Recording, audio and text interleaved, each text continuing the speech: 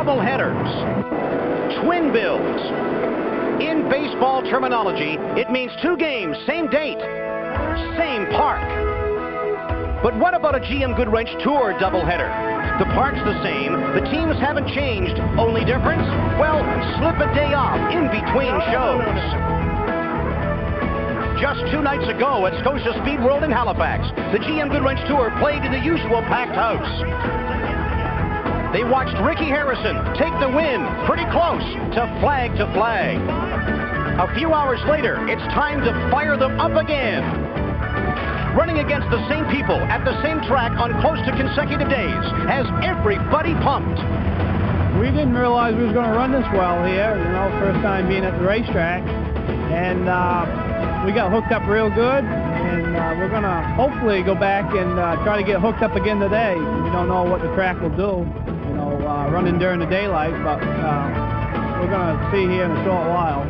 We thought we had a good run going the other night. I was sure I'd pretty much settled for second with 3 laps to go, and I don't know, just one of them things happened, you know. The car got into the side of me, turned me around, and then drove over the roof, and I didn't need that, but the crew, it is putting an awful effort in yesterday all day long till last night, and all of us worked till dark, and we got the car back, so we got a second shot, like you said.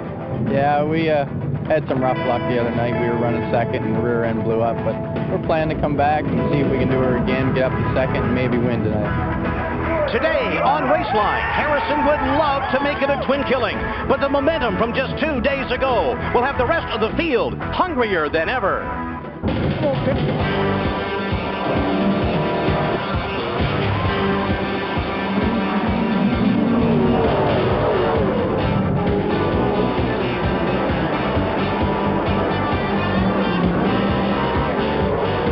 Hi again, everybody. I'm Eric Thomas, along with Dave Moody and John Massingbird, welcoming you back once again to Scotia Speedworld here in Halifax, Nova Scotia, for the running of the GM Goodwrench 200, the rubber match of our GM Goodwrench Tour doubleheader here on Raceline on Canada's Ocean Playground. Dave, just a few hours ago, we had a terrific historical drive by a rookie out of Freeport, Maine, Ricky Harrison. But at the same time, we think this track is tight, and these guys like to rub and battle. A lot of carnage out here to talk about. There was. A lot of teams have spent what was supposed to be an off day yesterday rebuilding race cars. One of the most mortally wounded, Harmon Beaver Dragon, that crew literally has rebuilt that car from the ground up, and apparently they've done their work very well, because Dragon has been the fastest car in qualifying. And some rugged action this afternoon as well. Indeed, unfortunately for Derek Lynch and for Dave Whitlock. Derek Lynch took a piece of the wall on the front straightaway. Dave Whitlock 180 degrees on the back straightaway. Both cars had some serious damage. Those crews are hard at work right now. For news on track conditions and today's starting grid, here's John Massingbird. Well, thank you, gentlemen. And normally the GM Goodwrench Tour cars always look great right at the start of a big 200-lap race such as this one, but not the case with the 92 Whitlock Abbey Ford. A lot of trouble for Dave as he got to qualifying. He got into some trouble, got messed up on the backstretch, and as you can see, a lot of carnage. Now, these guys have worked at this car all weekend long, and especially after Friday night. Some tough racing this weekend, Dave, but you're starting on the point. Yeah, it sure feels good to get the Motorcraft Ford up front here. We've had a real tough weekend, and the guys have worked hard, so hopefully it'll go for us in the feature. Now, Dave, they've started you up front through the inversion system, the points. They've inverted the top 14. You've got some hard chargers behind you. Can you hold these guys off in the beginning laps? Well, we feel we can. Our car was real strong on the heat race. We were just in an unfortunate incident there, but the car was going good. Well, these guys have worked their tails off all weekend long. When we return, we'll go green on Raceline.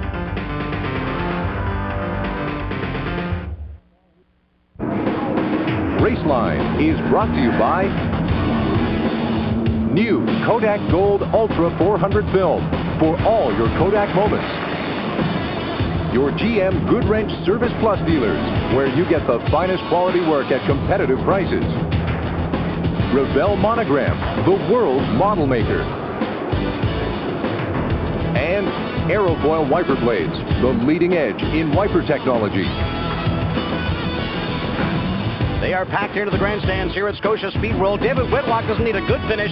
He just needs a finish, period. His luck has been terrible. Kip Stockwell is beside him outside of row 1. Starting this afternoon in row number 2, a fella that could use a little good luck of his own. Tracy Gordon starting in Rollie McDonald Chevrolet after blowing a power plant in spectacular fashion 2 nights ago. Alongside him, young Don Forte of Laval, Quebec in the Isolon Chevrolet. Derek Lynch, 4th here 2 nights ago, inside of row 3 in the Lumina, and Brad Layton with 3 consecutive second-place finishes. He's a smell away from victory lane. One of the most consistent drivers on the tour over the last 30 days.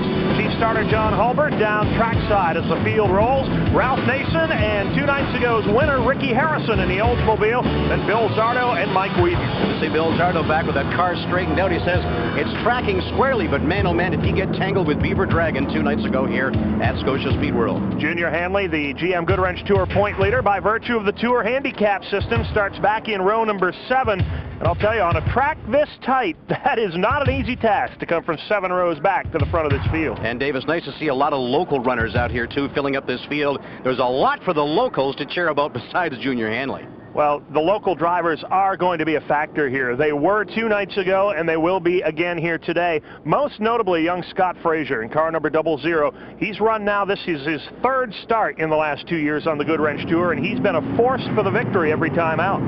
Field filing by, making sure they've got visual contact, at least with the pit boards. Kind of crazy weather out here. We had some rain, we had some fog, everything else. It settled down, though, atmospherically. Well, you can see that Junior Hanley is the man once again on the GM Goodwrench Tour, but the battle behind him for second on back is a good one. Kevin LePage, Beaver Dragon, Nason, Layton, just a few of the front runners looking hopefully for the number 2 honors. There's Dave Whitlock. You can see what's left of the normally immaculate Motorcraft Ford after that bout with the front stretch retaining wall. Yeah, he has tasted the concrete here just a couple of times, and man, it's going to be great to see him pull off a finish. He's not had the best luck, and there wasn't a more improved driver on the tour second half of last year than Petrolia's David Whitlock. Right here, car number 92, throttles go down, flags are going to come up here at Scotia Speedworld, and the GM Goodwrench 200 is underway. No surprise, the inside line gets the big break heading into turn 1. Dave Whitlock on the inside, and the 92 leads it. Down low, Tracy Gordon, you can see in the renumbered car number 17. That's the Rollie McDonald automobile. Tracy Gordon fireballed his motor here at Scotia 2 nights ago. Did he ever? Purchased a replacement motor from Rollie McDonald, blew that one up earlier today. Rollie McDonald, gentleman that he is, said, I'm not in this thing for the points. Tracy, climb in my car and go racing. They had to make a couple of changes due to the stature difference between these guys. They've got wooden blocks taped to the pedals.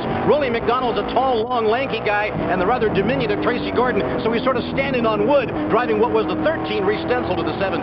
Rollie McDonald stands about 6'5" or 6'6". Yeah. Tracy Gordon is 5'6" with his shoes on a good day. So, yeah, they've got pillows and pads and wooden blocks and everything. Whoa, Bill Zardo's in it early. Not again.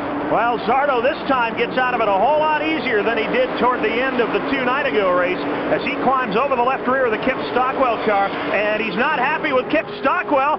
Dumps Stockwell, both of them go around, and everybody scrambles. Boy, the tempers are short in the early going. Well, they are, because a lot of guys got a lot of damage and a lot of batting around here on Friday night, including Junior Hanley. You see Kip Stockwell here, car number 16, with some rear quarter panel damage. We talked to Zardo. He says everything bolt-on the front clip of this car has been replaced. He thought it was handling all right, but it looks a little bit loose there, and I thought he was going to get involved again. I'm not sure how well this is going to go over with the pit crews, because they've just spent the better part of 2 days putting these race cars, this race car in particular, back together. We're about 3 or 4 laps into this thing. It's awfully early for temper tantrums to be taking place on the racetrack. Yeah, lack of sleep will do that to some people, and you think the drivers have been up a long time. These crews have been thrashing all night to get these things back together, and Zardo puts it on pit row here. Bill Zardo headed for the pits. John Massingbird is down there as the Z-Man brings the Ford Thunderbird in for service. John, what's going on down there? Bill Zardo also a victim of a little bit of physical racing in the early going. The crew over the wall, lots of duct tape on the fender to get Zardo back out into the action.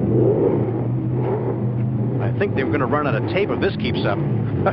The way this weekend's gone, they're on about their 6th roll of that 200-mile-an-hour racer's tape. No team could survive without that silver duct tape. See Pete Shepard Jr. there, the crew chief, now shoos everybody away to get Bill out here. Pete, a part-time driver, and Bill Zardo Jr., also part of this crew here this weekend. Young Pete Shepard, the fellow that a lot of people figure will step into that 46 machine on the day somewhere in the future when the Z-Man decides he's turned his final lap. Pete Shepard, an excellent racer in his own right.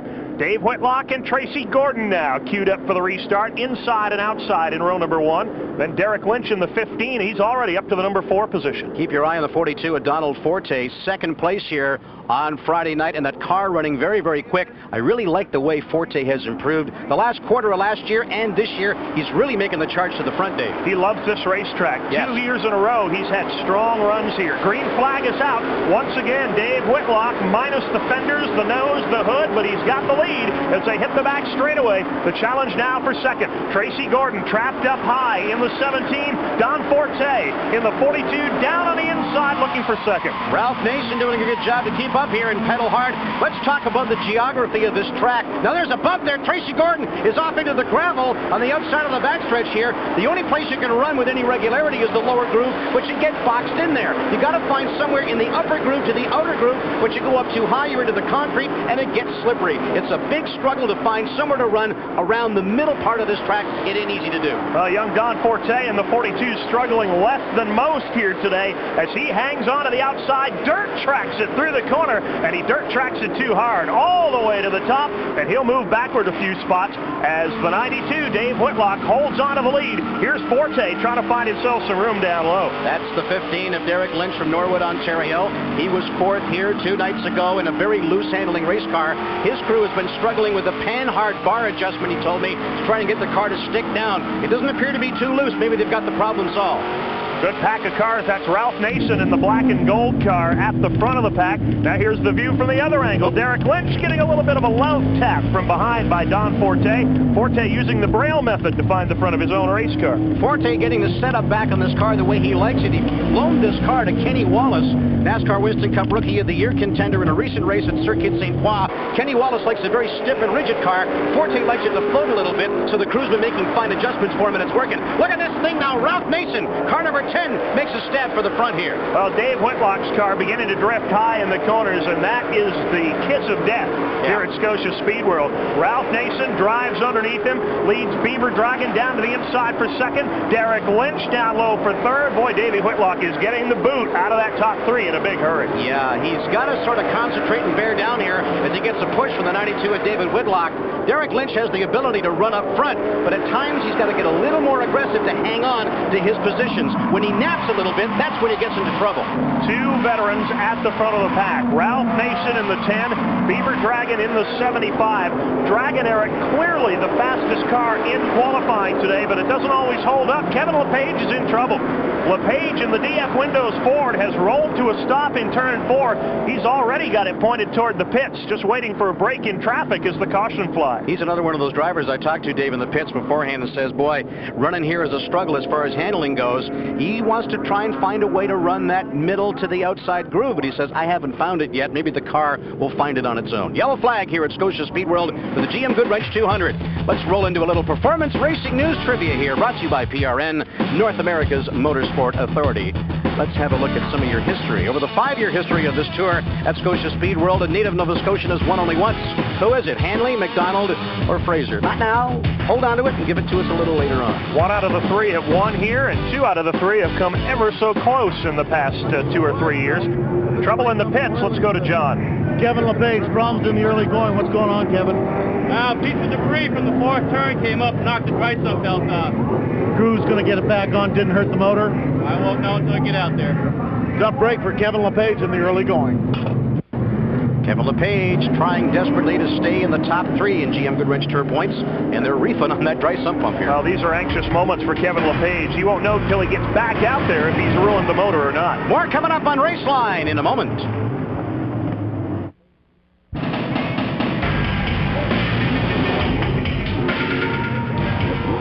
Well, for a guy that's just come off a $40,000 payday at the Oxford 250, Junior Hanley can't do anything right in terms of getting this car to go for him this weekend. Bob Coyne and the crew over the wall to get Junior a new set of sneakers on the right-hand side and hopefully get this car dialed back in.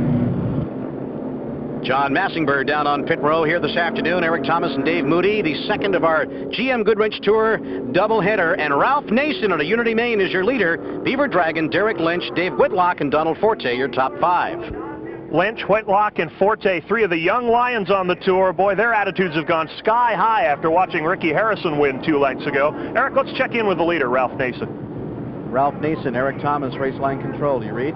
Yeah, go ahead. Ralph, it's a struggle at the best of times to get your car to handle at this place, and I guess one way to get away from all the battling and all the rubbing is to run where you are up front. Yeah, I guess that's right. Yeah, we kind of got fortunate there, or the car's working pretty good. The moped is pulling pretty good, so I hope we can stay up here for a while. Everybody's struggling with stagger. I mean, is that the secret to get around this place? You can ride somewhere around the middle to the outside, because down low you're not going to get anywhere, are you, Ralph? It's about right. You got to kind of feel it around and get everything, so that you can know where you can run the best. There's one turn you can run low, and the other one you can't, so you just kind of have to feel it out. Well, here's 65 years of experience ready to go side by side in row one for the restart. Ralph Nason on the inside, Harmon Beaver Dragon on the outside, then Derek Lynch and Dave Whitlock in row two. Pace cars in. Let's keep an eye on the front of this one. Nason with a big jump off turn 4, and he'll lead him down the front chute. Good restart for racing Ralph Nason. Oh, a perfect hole shot for the 53-year-old out of Unity, Maine, and Beaver Dragon gets left at the line, and Ralph Nason is really cooking up front here at Scotia Speedworld. We're back under green. One thing about that Dodge Intrepid that Ralph Nason likes more than anything else, torque and horsepower. Yes. It comes off the line like nothing else out there. The problem has been longevity. Nason is always fast, but he doesn't always see the checkered flag from inside the cockpit. That's right. Beaver Dragon right now is not worried about longevity. He's going to give Nason a good hard run for the lead as they hit the back chute. Talk about the two elder statesmen of the GM Goodwrench Tour, 53-year-old Nason, 52-year-old Harmon Beaver Dragon. 21 career wins on this tour for the Beaver, but he hasn't won in quite a while. You know, after that damage he sustained in the accident here Friday night, he's got the car looking great, trying to make the move to the outside, not easy to do. Nason shuts off the hole, but he wants to get up there. He's got to pull off a win this year. Beaver Dragon feeling very, very confident right now, Eric. Yeah. You know him as well as I do. The Beaver usually hangs back, takes his time, runs a very conservative race, and gets there in time for the finish. Today, he's taking it right to the front. He's putting the pressure on Ralph Nason. That means Dragon has a very fast race car underneath him. Yeah, he does. Maybe the bang they got on Friday night maybe straightened something out, because there was a lot of fiberglass, but there was some steering problems. Suspension parts he replaced in the front, he told me. Most of it was fiberglass. Maybe the frame's just been jigged a little bit. After all, this car is 9 years old. It's an old race car. This is a former Butch Miller car that won just about everything in North America 8 or 9 years ago. That went on to the Paul Richardson team, who used to run on the GM Goodwrench Tour. Beaver Dragon inherited it there. He said, we'd like to get a new one, but this old car runs so darn good, we can't get rid of it. Hey, if it's not running badly, why replace? Now back in the pack. There's the winner on Friday night, Ricky Harrison out of Freeport, Maine. Brad Layton out of Center Harbor, New Hampshire in the 1X. Swings around the outside trying to gain some ground, but it's not easy to do when you hit the concrete there. Brad Layton, a hard charger. You can see there's already been some contact made with somebody on the left front corner of the Ferox Norton Industries Buick. Brad Layton hanging it up on the outside though, Eric, and he's making ground, which is not easy to do on that high line. No, it ain't. Bob Ewell, the local driver, in car number 33, trying to hold him off, but he's not going to do it. Layton in the 1X moving up. Right behind him, the 00, Scott Frazier, who apparently likes what he sees out of Brad Layton. Yeah, he's punching a hole in there for him, trying to get around. The rear end blew up in him here Friday night, running in the top 3. Darn it, I thought he was going to have another top 3 finish, but the rear end gave up. He says, I've replaced it. Get out here and do what I can. Can bad luck strike twice? I said, I hope not. 3-car breakaway at the front. Nason in the 10, 75 Dragon, Don Forte in the 42, and the lap traffic about to come into play in another lap or two as they come up on some of the slower automobiles about to go a lap down. Last year, Ralph Nason really kind of struggled out here, had lots of mechanical problems, but this year is he doing a remarkable job. He's a rejuvenated guy. He's staying top 5 in the points, and he's starting to beat some people here. The car he's got this year, the Dodge Intrepid, is handling well, and as you say, he's got lots of torque and lots of horsepower. If you can get the motors to stay together over the long haul, he's really going to climb up in points. Well, as you mentioned, Ralph Nason, no spring chicken, 53 years of age. He was the scourge of North American short track racing back in the early 1970s. With one of those old Dodge kit cars. Yeah, I remember that. Petty Enterprises shop. Won everything there was to win in the early 70s. Took a few years off to own and promote his own racetrack, the Unity Raceway up in his home state of Maine, but he is back with a vengeance on the Goodwrench Tour. He may be 53 years old, but he has not lost a step to the competition. No, he's 53, but he drives like he's 35. I kind of wonder where Junior Hanley was hanging around. Did this guy get cuffed around on Friday night? He had overheating problems when the front of the body disturbed the air. The hood was creased up into the windscreen. He couldn't see. This is a nice new advantage here with Brad Layton, but Junior's back in the pack and struggling. We're not used to that. Well, this is not, in all honesty, Junior Hanley's kind of racing. We've seen many times over the years the half miles, 3/4 miles, the 1 mile and mile and a half super speedways. Junior Hanley just kicks it out and lets it fly. But he is not a big fan of rough and tumble, full contact, quarter-mile type of racing. He can do it. He's among the best no matter what kind of racetrack you're on. But this is not his first choice of a racetrack. No, you're absolutely right. And you talk about him having some home in Ontario at places like Cayuga Speedway. He's from a very small community not too far from here called Maliga Mines. Very anxious to put on a good show for his old friends. Friday night was a disaster. The extra push is on from the points leader of the GM Goodwrench Tour, Junior Hanley, to do better here this afternoon. But he doesn't appear to be gaining a whole lot of ground here, Dave. That's a pretty tough pack of race cars. Yeah. Brad Layton in the 1X, Ricky Harrison, who picked up the win a couple of nights ago, Hanley in the 72, and right behind him, young Scott Frazier. All four of these cars obviously capable of winning today, but they've got a lot of traffic to negotiate before that happens. Whoa! Hanley's into the wall! Not again! Hanley is into the wall, and the right front tire has been torn loose.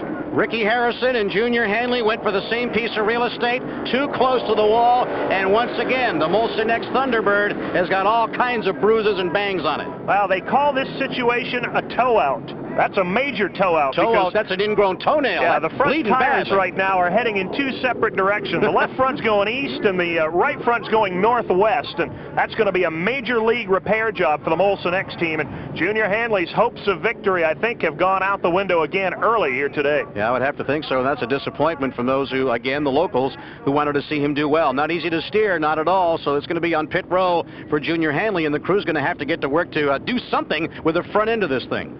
When they get a look under the hood of that car, I think some of the intensity will go out of their stride, because this is not going to be a quick fix. Here comes Hanley limping it down onto pit road, and I do mean limping, because even at this speed, that car is not anxious to go in the direction it's being turned, with the front tires towed out about 1.5 feet.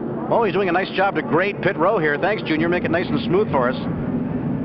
Hanley coming in. I don't think he's worried about the nose piece right now. He's more concerned with the suspension. Let's go down to John. Well, for Junior Hanley, it's gone from bad luck to no luck at all, as Junior's gotten himself up into the wall. The front end's been badly missing line. You can see the right front tire is pointing off to the towards the wall, and the front left is straight ahead. So obviously some control, arm, and steering problems for Hanley. Terribly upset. Hanley's going to be extremely disappointed. Oh, we can diagnose that one from here, Eric. Yes. Even from long distance, you can see that right front upper control arm, or A-frame, has been ripped pretty much out of the frame. So that's going to be, I believe, the end of the day for Junior Hanley. GM Goodwrench Tour Tech Director Stan Meserve surveying the situation here. As you said, Dave, this is not going to be a quick fix. This is major damage, and they're going to have to do something to get him back and rolling. Let's check in with the Beaver. Beaver Dragon, Eric Thomas, Raceline Control. You read? Yeah, go ahead, Eric. I got you. Beaver, a lot of this car got ripped up on Friday night. Whatever you did to fix it cosmetically and fix those things you talked about on the front end, this thing is handling a lot better this afternoon than it did on Friday night. It is. Right now, Eric, it's going awful good. If I could just get by Ralph here, I could get away from him. But right now, I'm just going to stay here and ride for a while. If you got enough adhesion and handling in that car to try him on the outside, that's about the only way you're going to get around him with the looks of things. Yeah, I think I can get around him here after a while. I think right now he's got brake problems, and mine are going down too, but I'm all set, and I think I can get around him here after a while. You'll very rarely hear Beaver Dragon talk that optimistically at the midway or less part of a race. He's got a strong race car, no doubt about it.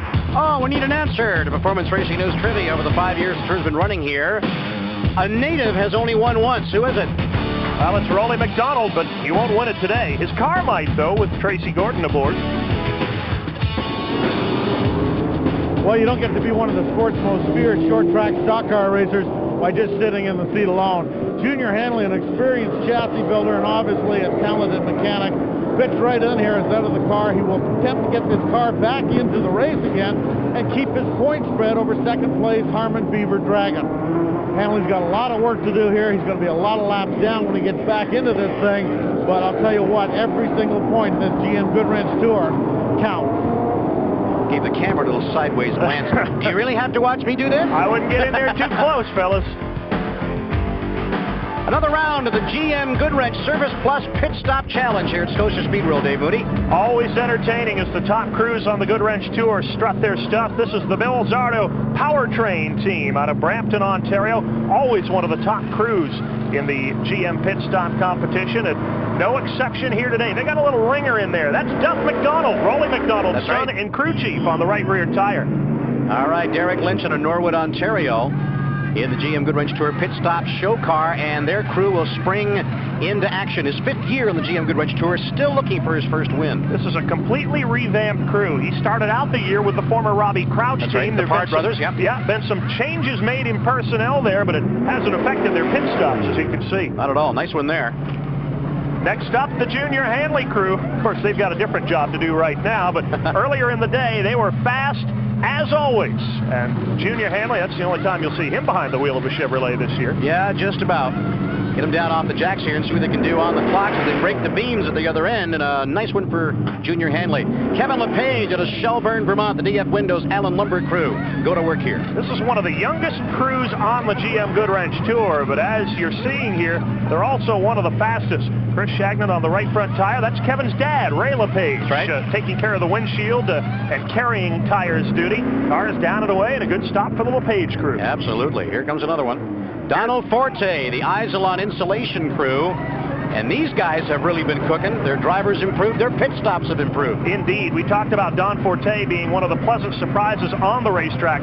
This crew has come out of nowhere to challenge for the overall title in the pit stop series, and that stop is not going to hurt their effort at all. That was a good one. Yeah, and the way the clock works out, Don Forte of Laval, Quebec, a 17.598. That's excellent work. Kevin LePage comes home second, about a half a second off the pace, followed by Hanley, Lynch, and Bill Zardo Sr. as the points continue to tally toward the championship later in the year. You're looking at 20-second pit stops for NASCAR Winston Cup people, 14, 15 second stops for the Indy cars. Anywhere around 16 for these guys is superlative work, and the work continues in the Hanley pit on a badly wounded T-Bird. Well, this pit stop will take more than 16 seconds. They'll be looking to get it done in 16 minutes. Yeah. Very disconsolate, Junior Hanley. Here's what happened here, Dave. Why. Yeah. Coming off turn 4, bang. The wall does not move. No, Harrison hit it pretty hard, too. Back from Scotia Speedworld on Raceline in just a moment. Eric Thomas, Dave Moody, and John Massingbird. It's a cloudy day, but a quick day at Scotia Speedworld, Halifax, Nova Scotia, the second of back-to-back GM Goodwrench Tour events. There's the top 5, pretty much unchanged. Nason and Dragon on the front row, Forte, Lynch, and Whitlock close behind. Actually, you mentioned it being a quick day, and you're exactly right. Overcast skies are actually a little bit better on this racetrack than sunshine, because that upper groove is greasy enough. Ralph Nason showing some smoke off that left front. That's the brake trouble that Beaver Dragon talked about earlier, I believe. Exactly. Green flag is out. They're away. Nason leads them. Dragon drops right back in line. That's a smart move by the Beaver. He could have challenged Ralph Nason on the outside, but Nason with his brake problems is going to have to lift early and give the lead to Beaver Dragon. When the brakes cooled, they started to get a little worse for Ralph Nason, and the man who finished 5th here on Friday night gives the lead up to Harmon Beaver Dragon out of Milton, Vermont in the Scherer Sitco Chevrolet Lumina. Eric, you just can't buy the substitute for experience. Right. Beaver Dragon could have charged hard into turn 1 on the outside, trying to beat Ralph Nason the hard way. But as he told us, he knew Nason was having trouble with brakes. He knew that if he just slipped in behind and waited his turn, eventually Nason would run out of brakes and drift high. May have happened a little earlier than to be planned on, but it went right according to plan. No, exactly. Still seeing hints of smoke out of the brakes and the wheels of Ralph Nason's car on both sides of the automobile. You saw Donald Forte there hanging in for 3rd here. He's just sort of waiting back to see what happens, but Ralph Nason's car very quick. When you're not able to stop in the corners the way you want, it throws all the rhythm and everything right off. Well, what you have to do is you have to lift out of the throttle a whole lot earlier than you would otherwise. Right. And as a result, you can see Beaver Dragon is checking out. He's getting out of Dodge. charge. About to enter another area code right now in the 75 machine. He is just flying away from everybody. It's been a long time since we've seen Harmon dominate a race like this, but as he said earlier on the radio interview, the car is just handling so well. Whatever he wants to do, the car responds. Now look at this. A position change perhaps for second. Ralph Nason could be gobbled up here by Donald Forte out of Laval, Quebec, in car number 42. He is moving, and Nason is struggling. Don Forte has been a real phenomenon at this racetrack, Eric. He's a good top 10 threat just about everywhere the Tour goes in 1993, but this track really likes young Don Forte. Second place finish the other night, third right now, and he's making it hot for Ralph Nason. Very, very improved driver, and Ralph Nason just trying to hang on here and run that middle to the lower groove, trying to stop and block, I guess, Don Forte. That's the only way he's going to stop him, because right now Forte quite obviously has the superior automobile. All Ralph Nason can do right now is back out of the throttle and try and keep it on the bottom of the racetrack until the brakes cool and come back a little bit. Unfortunately, Don Forte is making it awfully tough to back off, because there he is, right on the back bumper. This is like fishing. You got a lure. You know the bass is under the dock, and he's going to grab it eventually, and he's right there. You just sort of play with it a little bit. He says, I'll wait for him to make a mistake. I got lots of time here. The laps are clicking down. But Forte's not in a panic. It's Nason who's panicking. Don Forte has learned the lessons of patience over the last 2 or 3 years on the Goodwrench Tour. A couple of years ago, he would have taken that car to the outside of Ralph Nason. He would have gone for second place no matter what the penalty for failing to make it. Right now, he's taking his time. Throws the dummy high, looks down low, trying to trap Nason behind one of the lap cars dead ahead. And you can see Ralph Nason's giving it all he's got, and maybe a little bit more. There he goes, over the top. Yeah, it was only a matter of time. Whitlock's going to get through in the same hole. Dave Whitlock, car number 92. We mentioned at the top of the show, he needs a finish badly. Could this be the day? He took advantage of that, and that's what he's going to have to do to finish races. Back on board with Brad Layton. There's the next guy to put the crosshairs on Ralph Nason. Brad Layton in the 1X machine. And it was just like we said, Eric. Ralph Nason pushed the car a little bit harder, trying to stay ahead of Don Forte. Got to turn 3, went for the brake, and there was nobody home. I really love the difference in relationships between the distance between the driver's chest and the wheel.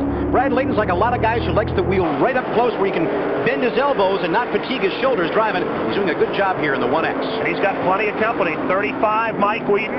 Scott Frazier in the running again in the 00 machine as they look to stack it up 3 deep on the lap car of Bob Hudon. Next ahead, the 67 of Steve Henderson. So the slower traffic making things very interesting right now in the middle of the pack as they bump Hang on. And Layton does a good job hanging on to the 1X. At the halfway point here, pick out the driver you were following and find out where he is. There's a lot of activity back in the pack.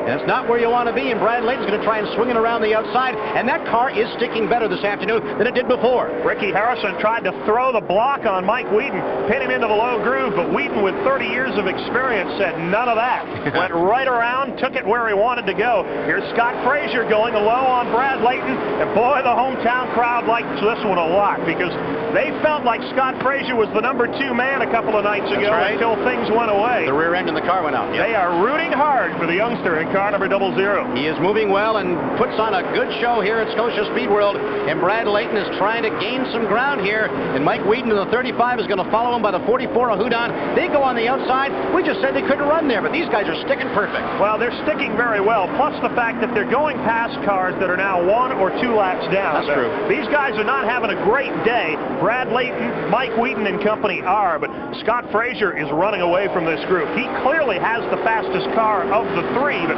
he's still going to have to get up there and start dealing with that top 3. Just saw Ricky Harrison flash into the edge of your picture. The man from Freeport, Maine, who won it here on Friday night at the GM Goodwrench Service Plus 150, not running as well as he did on Friday night. He dominated this place on Friday. Now he's back just fighting for his life here in the pack. Ricky Harrison is in the top 10, but it has not been any walk in the park here today like it was the other night. That's right. Harrison right behind the Mike Wheaton car. Wheaton in close formation with Brad Layton in the 1X. No changes at the front of the pack. Beaver Dragon running all by himself. Mike Wheaton running strong here, back on this tour since running in 85. Let's get to know him a little bit better, shall we?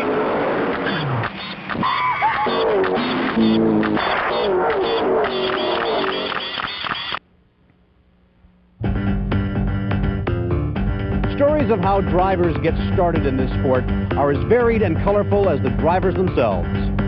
38-year-old Mike Wheaton of Haverhill, Massachusetts, driver of the number 35 A1 Tree and Landscaping Lumina, doesn't need to fib about his story. It's straight up, although it does sound like a cross between Richard Petty and Tom Sawyer. Well, I used to sell ice cream at the races, and it was kind of tough to earn enough money to go racing with that. So I had a friend of mine own the junkyard, and he put me to work, and he promised me in the springtime he'd give me a 55 Chevy to start my racing with if I wanted. So we did it. We worked all winter, and here we are. Mike was fast and determined right out of the box. He was modified Rookie of the Year at Westboro Speedway in '74 and track champion 3 years later. He's also won titles at Lee and Oxford Plains. One of Mike's strengths is his versatility. He's driven everything from super modifieds to those good old NASCAR North machines that eventually, as you know, became part of the American-Canadian Tour. Mike ran the Tour first back in 1985, and he's back in 1993 in the GM Goodwrench Tour. Has he noticed any changes since he ran it last? Oh, quite a bit's changed. In '85, there were steel-bodied cars, a little bit wider, a little bit heavier. Since then, they've downsized the cars a little, fiberglass-bodied cars, and some of the same faces. There's some new bright young stars coming along here. It's been pretty interesting. A lot has changed since those old junkyard run-what-you-brung days. Drivers now buy their chassis from companies that do nothing else. Mike started up Cabral's Wheaton Racing, and they build everything from Pro Stock to BGN cars. Does Wheaton consider it an advantage, then, that he also builds the cars that he drives? Absolutely. We get a lot of feedback at the shop, and we make changes, and what we do is we try to make improvements based on things that happen out there on the racetrack. So we're going to be one of the first ones to get to try things, new things like that. So it'll always work for you. Now, to be totally honest with you, when we started our season with the GM Goodwrench Tour, I didn't know a lot about Mike Wheaton. But I got a glowing report on his driving. He is smooth, fast, he thinks, and he'll run with you hard and clean. And you can take that endorsement to the bank because it came from Junior Hanley. Mike Wheaton, one of racing's colorful people, brought to you by Kodak. Back to live action here at Scotia Speedworld, and there's Beaver Dragon in the Shearer Sitco Chevrolet dominating this event now. He's got a huge lead in hand as he works around the lap car of Blair Bassett in turn 4. Former two-time GM Goodwrench Tour champion. It has been a long, dry spell from that middle position on the podium, but the way the Beav is running here this afternoon, maybe he's got something in mind to try and break that dry spell. Right ahead of him, Bill Zardo Sr. out of Brampton, Ontario. And did these guys do the dance here Friday night?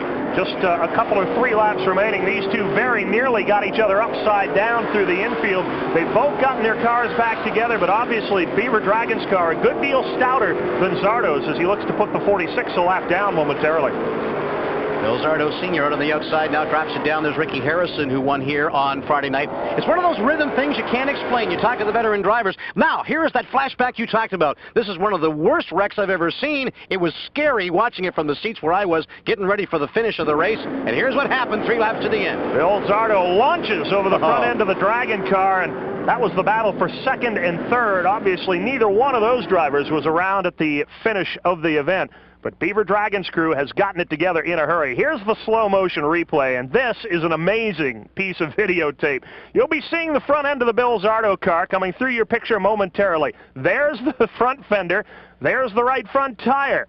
There's nice drive fender. shaft. Nice drive shaft. Yeah, there's the drive shaft. Transmission, truck arms coming up, the rear end, back bumper, and off to the races we go. Unbelievable. Well, they tell you they take no prisoners and show no mercy on the GM Goodwrench Tour, and that was a prime example. And we should mention, both drivers A-OK. This is less than 48 hours ago, Eric, so you can see very graphically where the Beaver Dragon car has come from in the last few hours. We talked to him in the hotel many hours after the race was done. He was just drained. I said, how's the car? He says, it's fine, but I'm not. Most of it was fiberglass. There was some suspension and steering damage in the front end, but whatever happened to that car, it looks great, and it's handling even better. The crew told Beaver, we're about done here. Go get some dinner. Go get some sleep. Your job comes up tomorrow afternoon, and he's held up his end very well. Putting a lap on Mike Wheaton, who is running in the top 10 right now.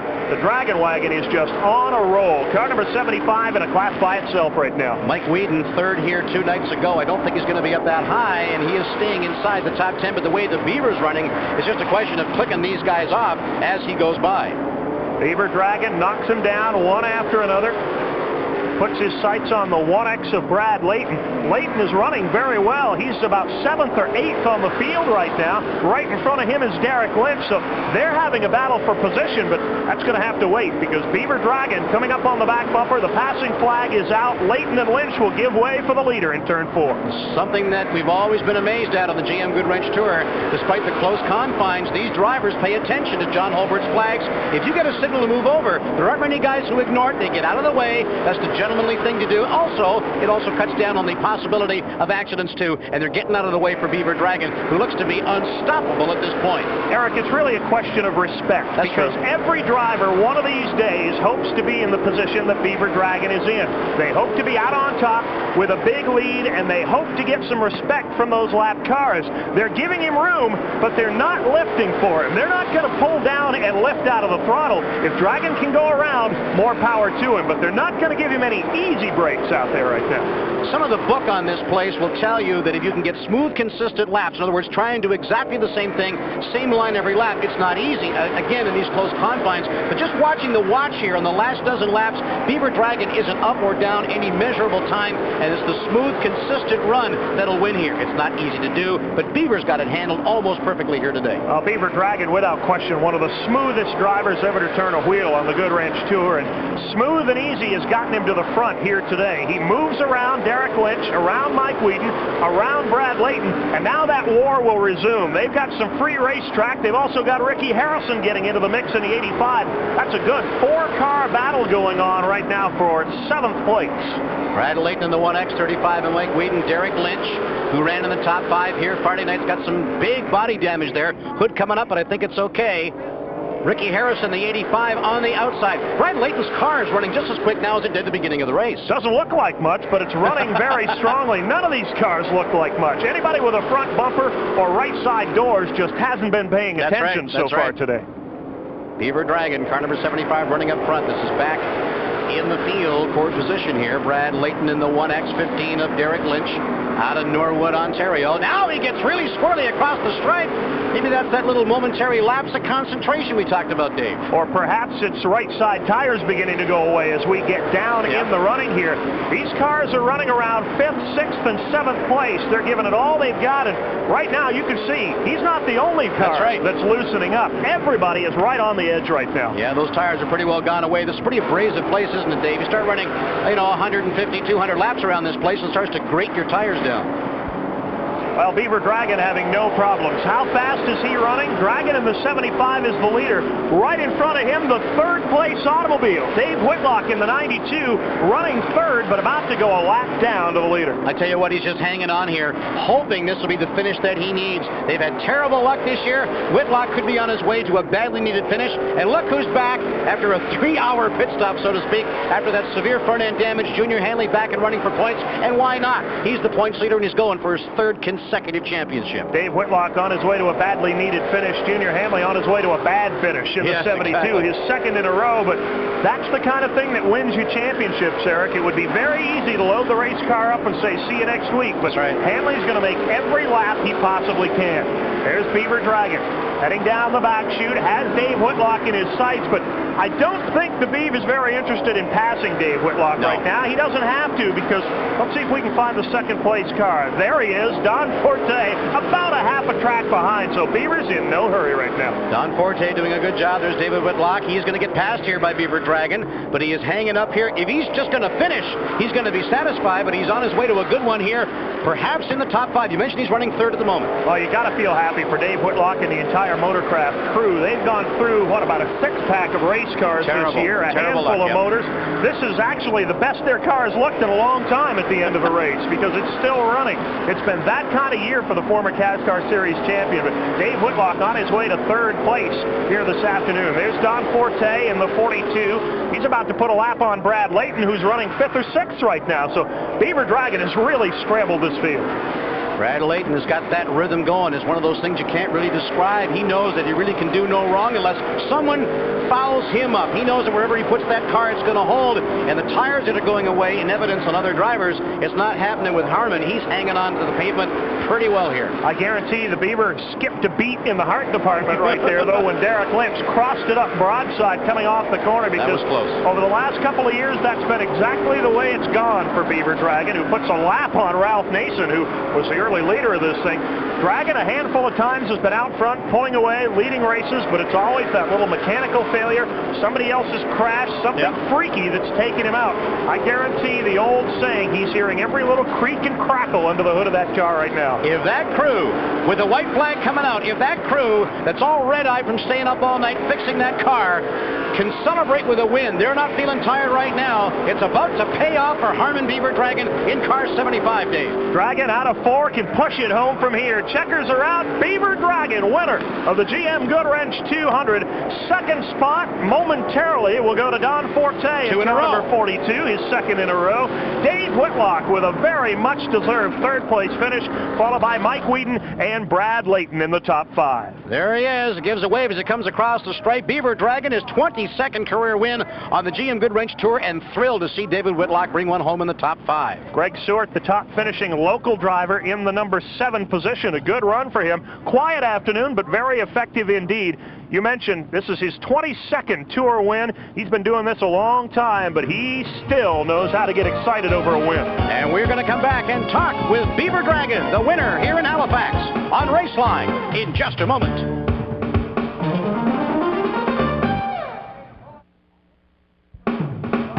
Eric Thomas, John Massingbird, Dave Moody back at Scotia Speedworld in Halifax. 52-year-old Harmon Beaver Dragon hits pay dirt. It's been a long time. Here's John. Well, after what's been a pretty tough weekend for Beaver Dragon, hurting the car pretty badly in a race just at the same facility on a Friday night, Beaver, it goes from pretty bad to pretty good, I'd say. You know, I don't get any better than this. The crew never let up. They worked all day long yesterday. You know, and we worked till last night, and the car was bent up pretty bad, but they didn't give up, and it paid off today. Was there anything in the race that made a difference for you? Yeah, I think one thing that helped it was going the distance for long without any cautions. That helped a lot because the car was set up pretty good, and once I got to the front, it was pretty easy going. Well, he was the American Canadian Tour's first champion, and a champion here this afternoon at the GM Goodwrench Service Plus 200. Harmon Beaver Dragon. And one of those guys, Eric, that even the second and third place guys feel happy for. Nobody's unhappy when the Beaver wins. Beaver Dragon. Oh, a little hug there. There's Mother. That's Jane. Ravel Monogram, performer of the race, to get badly banged up 2 nights ago and to win this is remarkable. I'll amend this. Beaver Dragon and the pit crew, because they really did a job. Dragon just set sail, took care of everybody. Here's John with Don Forte. Well, come on here, Donald Forte, 2 for 2 here at Scotia Speedworld. Congratulations, Donald. Thanks a lot. Donald, the car ran flawlessly all afternoon. You looked great out there, strong right from the get-go. Yeah, the car was strong all weekend. We had problem a little bit in practice and qualifying, but the car was real strong. My team did a hell of a job on tires and gas mileage. We were planning not to pit for the 200, get out of the wreck and all that stuff. But Beaver was too strong. We decided to keep a good top 5 in. If we finish second, that's a good one. Well, you didn't pit, but on top of that, you also won the GM Goodwrench Pit Stop Contest earlier today. Yeah, that's why. My guys didn't practice a lot, but everybody was confident. And we start first for the pit stop, and I told my guys we're going to go, and that's it, and we'll see what the result's going to be. And we had a hell of a weekend. I want to thank my sponsor, Isolon. I want to thank my sponsor, Letram Design, and the Marché Blainville. All my sponsors who believe in me for 3 years. And I want to thank all my crew and all my fans in Quebec City. Thank you. Well, Donald Forte, I'll tell you what, one of ACT's young lions, he'll be heard from again. Well, we saw the front end of this car on the point right at the start of the race, and David, I can tell you this is an interview I don't mind doing at all. We talked about how your luck had been so bad, and I told you it was going to change. Congratulations, a third-place finish. Yeah, thanks a lot, John. We really needed this. The Motorcraft team has worked super hard the past 2 months, and finally, hopefully today our luck's turned around. We had a real good run in the feature, and we're super happy to be here. Well, I think Chelsea is too, and I think she's probably hungry. David, it's been a long time coming, but we know that luck's going to get better for you, and congratulations again. Okay, thanks a lot. We'll see you again next time. Dave Whitlock, third-place man at the GM Goodwrench Service Plus 200. Well, Dave Moody, I think this is a prime example of why short track stock car racing is so popular. Beaver Dragon gets destroyed here just a couple of nights ago. The crew goes crazy, gets the car in shape, and he pulls off his 22nd career win. No wins last year, and his first win since '90. Well, if there's ever a never say die performance, it had to be here today for the Dragon team. They really worked hard just to get this car rolling, much less rolling at the speed it was rolling here today. And you give Beaver Dragon a good race car, he'll take care of the rest. And that is going to wrap up our GM Goodwrench Tour Raceline doubleheader here at Halifax at Scotia Speedworld. On behalf of Dave Moody and John Massingbird, I'm Eric Thomas, and we'll talk to you next time on Raceline.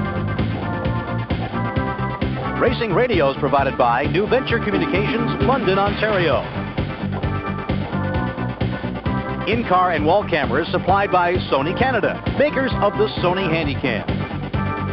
Raceline has been brought to you by new Kodak Gold Ultra 400 film for all your Kodak moments. Your GM Goodwrench Service Plus dealers, where your oil change is ready in 29 minutes or your next one is free. Revell Monogram, the world's model maker. And Aerofoil wiper blades, the leading edge in wiper technology.